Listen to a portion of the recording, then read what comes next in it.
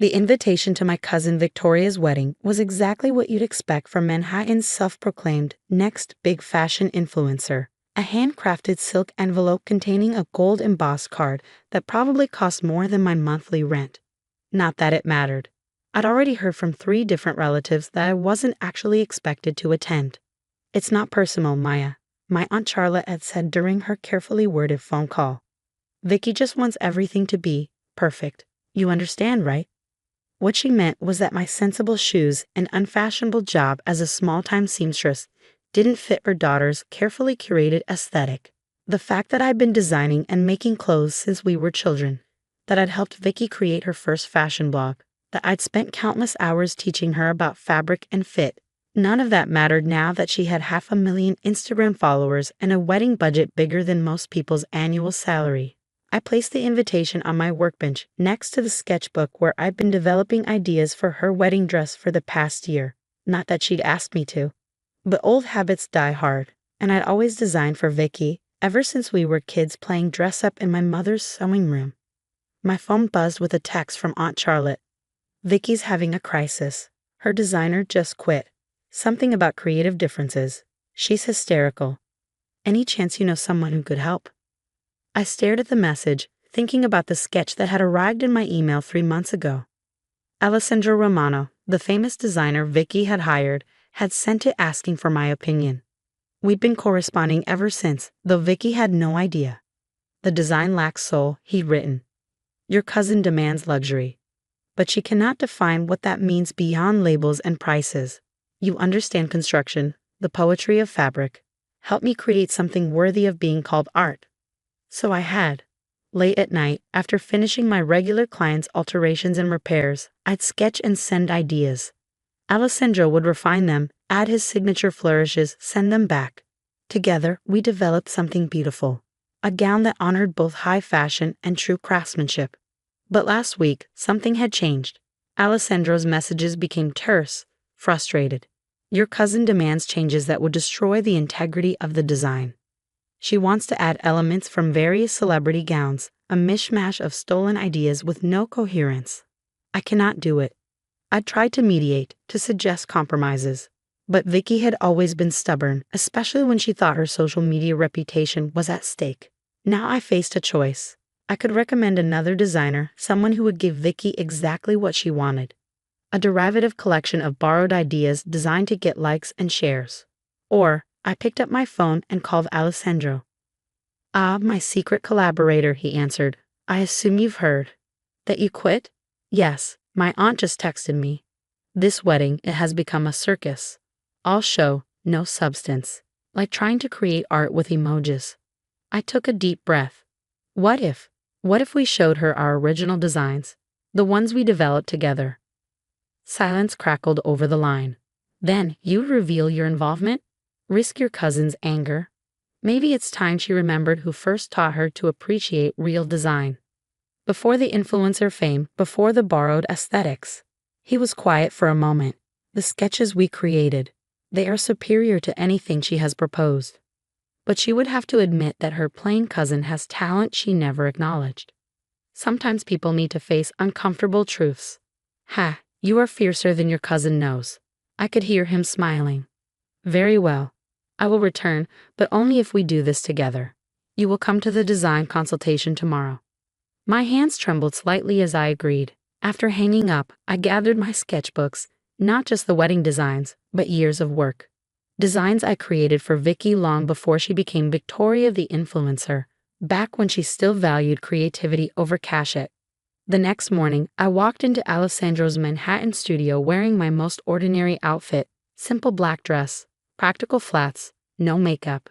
Vicky was already there, surrounded by her entourage of bridesmaids, all looking like they'd stepped out of a fashion magazine. She saw me first. "Maya, what are you doing here? This is a private consultation." "Your cousin is here at my request," Alessandro announced, sweeping into the room with his usual dramatic flair. "In fact, she is the reason I have returned to your project." Vicky's perfect features scrunched in confusion. "What are you talking about? You don't even know Maya." "No." He pulled out a folder. "Then how do you explain these?" One by one, he laid out our sketches. Months of collaboration captured in flowing lines and detailed notes. Vicky's face went from confused to shocked to something approaching horror as she recognized my handwriting in the margins. "This is impossible," she whispered. "Maya doesn't. She can't." "Cannot what?" Alessandro asked sharply. "Cannot design. Cannot understand haute culture. Look at these sketches, Victoria. Look at the innovation in construction, the understanding of how fabric moves, the balance of traditional technique with modern aesthetics. This is what real design looks like." Her hands shook as she picked up one of the sketches, coincidentally, my favorite of our designs. But you're just a seamstress," she said to me. "You fix hems and mend tiers." "I learned to sew before I learned to draw," I said quietly, "because I believe you have to understand how things are made before you can design them properly. Something you used to believe too, before Instagram metrics became more important than genuine creativity." One of her bridesmaids peered at the sketches. "These are amazing," she breathed. "Vicky, this is so much better than those celebrity knockoffs you wanted." "Shut up," Vicky snapped. This is sabotage. You've all conspired against me. First Alessandro quits, then you bring in my cousin who isn't even invited to the wedding to humiliate me." "No one is conspiring against you," Alessandro cut in. "Your cousin has been helping me design your dress for months because she knows you. The real you, not the superficial persona you've created.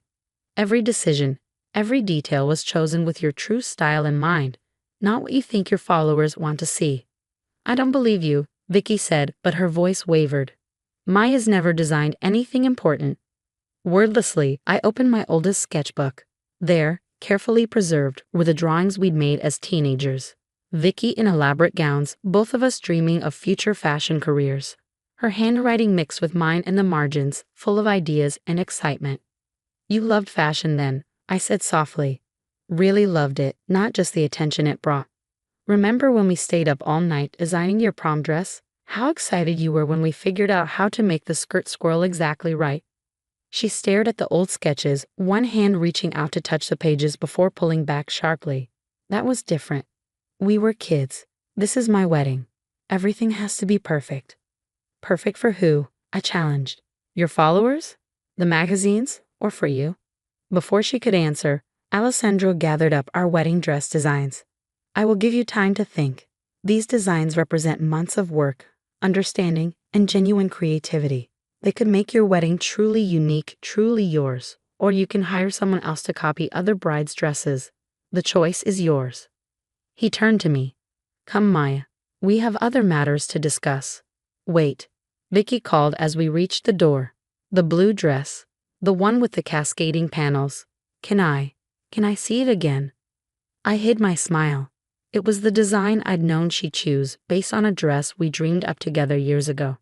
But what happened next would change everything, not just about the wedding, but about our entire family dynamic. Because Vicky wasn't the only one about to face some uncomfortable truths about talent, authenticity, and the true meaning of success. Alessandro's studio was silent after Vicky and her entourage left. I sat at his work table, surrounded by our sketches, waiting for the fallout I knew was coming. Right on cue, my phone exploded with messages. "Aunt Charlotte, how could you ambush Vicky like this? You know how stressed she is about the wedding." "Mom, your aunt is hysterical."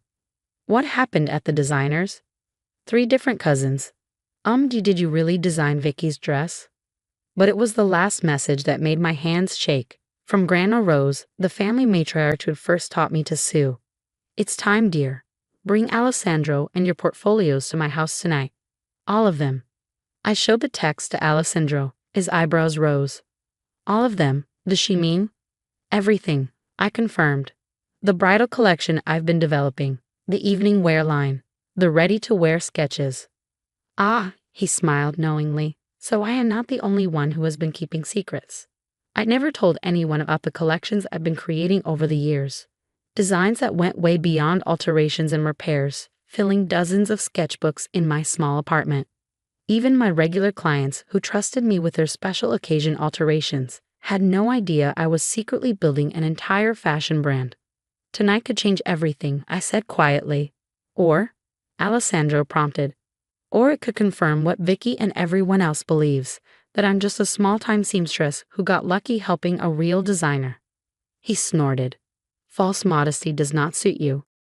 My dear, bring your work. Let them see what real talent looks like. Grandma Rose's townhouse was packed when we arrived. Apparently, she'd summoned the entire family for this showdown. Vicky sat with Aunt Charlotte, both looking like they'd rather be anywhere else.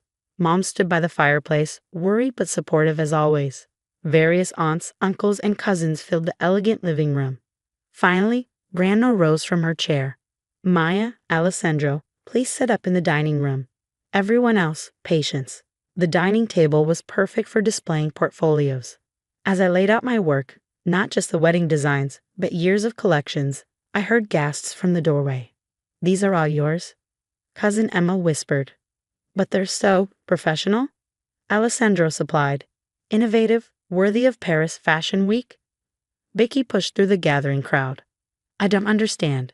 If you could design like this, why have you been working as a seamstress, fixing other people's clothes? Because Grandma said from her seat at the head of the table. She was learning, really learning, not just about fashion, but about how clothes work on real bodies, how different fabrics behave, what people actually need from their garments. She picked up one of my sketches, a convertible dress that could adapt to different body types. This isn't just design, it's engineering. Understanding, something no amount of Instagram followers can teach you. But Aunt Charlotte started. Enough, Grandma's voice cracked like a whip. I've watched for years as this family dismissed Maya's talent because it didn't come with a fancy label. Watched you all fawn over Victoria's social media success, while ignoring the real artistry in your midst. She turned to Alessandro. You saw it, didn't you? In those first sketches she sent you? He nodded. Raw talent, refined by years of practical experience. When Victoria hired me, I was, how do you say, burned out. Tired of creating for celebrities who only want copies of other designs. Then I saw Maya's work and I remembered why I love fashion. Which brings us to this. Grandma pulled out a heavy envelope. Maya, do you know what this is? I shook my head. Your grandfather's final gift to you. He knew, we both did, that you needed time to develop your skills away from family pressure. So he left you something in trust. A gift you'd only receive when you were ready. My hands trembled as I opened the envelope. Inside was a deed and bank statements, a small building in the garment district, an account with enough capital to launch a fashion line. He bought the building 20 years ago, Grandma explained. Back when you first started sketching designs instead of just sewing. Said someday you'd need a proper atelier. The room erupted in chaos. Aunt Charlotte was crying about fairness and family obligations. Cousins were excitedly examining my portfolios. Mom looked like she might faint. But I was watching Vicky. My cousin stood silent, running her fingers over one of my evening wear sketches. This one, she said finally. I remember when you first drew something like it. We were 15, planning our futures. You said you'd design me a dress like this for my wedding someday. You remember that? I remember everything, she whispered. How patient you were teaching me about fashion. How you never got angry when I took all the credit for our joint projects. How you supported my blog even when I started pretending I'd learned everything from industry professionals instead of my cousin. She looked up, tears in her eyes. I got so caught up in the influencer persona, in what my followers expected, that I forgot who I really am, who we were together. The blue dress, I said quietly. The one you liked in Alessandro's studio. It's based on those old sketches we made together. I know, she smiled sadly. I recognize your signature layering technique. You always did love making fabric move like water. Alessandro cleared his throat. Perhaps this wedding dress could be a collaboration. The first official project of Maya's new atelier, with both your influences. You'd still want to work with me? Vicky asked. After how I've behaved. You're my cousin, I said simply. And somewhere under all the Instagram filters is the girl who used to spend hours discussing sleeve construction and hem techniques. What followed was a whirlwind of activity. The building needed renovation, but with Alessandro's help, we transformed it into a working atelier in record time. Vicky's wedding became our launch project, with her massive social media following documenting the entire process, giving full credit to both designers this time. The dress was everything we dreamed of creating together. Classic yet innovative, traditional yet uniquely modern. When Vicky walked down the aisle, the gasps weren't just for her beauty, but for the artistry she wore. Maya Anderson Designs opened officially the week after the wedding. Our first collection, a collaboration between me, Alessandro, and yes, Vicky, sold out within hours. Turns out authentic talent combined with social media influence is a powerful combination. Yesterday, I found an old photo while unpacking boxes in my new office. Two young girls in badly sundresses playing fashion designer in a suburban sewing room. I framed it and put it on my desk, next to the magazine covers featuring our wedding dress design. Vicky came by later, bringing coffee and sketches for our next collection. She saw the photo and smiled. "We were pretty good together, weren't we?" she said. "We still are," I replied. "Just needed a reminder of what really matters in fashion and family."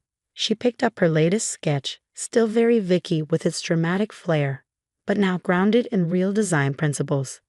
"Think Grandma was right about needing time to learn properly?" "She usually is." I adjusted a line on her drawing, showing how to make the draping work better. Success isn't just about talent or fame. It's about understanding your craft, respecting the process, and being true to your vision. And she added softly, remembering who helped you find that vision in the first place. The buzz of the workroom filtered through my office door. Seamstresses teaching apprentices, designers collaborating on new ideas, real fashion being created by real people who understood both artistry and craft. Sometimes the most authentic path isn't the most glamorous one. Sometimes you have to step back to move forward. And sometimes the best revenge isn't proving people wrong. It's helping them remember who they really are. Our spring collection debuts next week. The invitation list includes every family member who ever dismissed my little sewing hobby. They'll sit in the front row, watching as Maya Anderson Designs takes its place in the fashion world. Not bad for a plain seamstress from the suburbs. But the best part, every garment tag bears a small embroidered rose, Grandma's signature flower. Because some legacies aren't about money or property or social media fame. They're about honoring the people who taught you to create something real.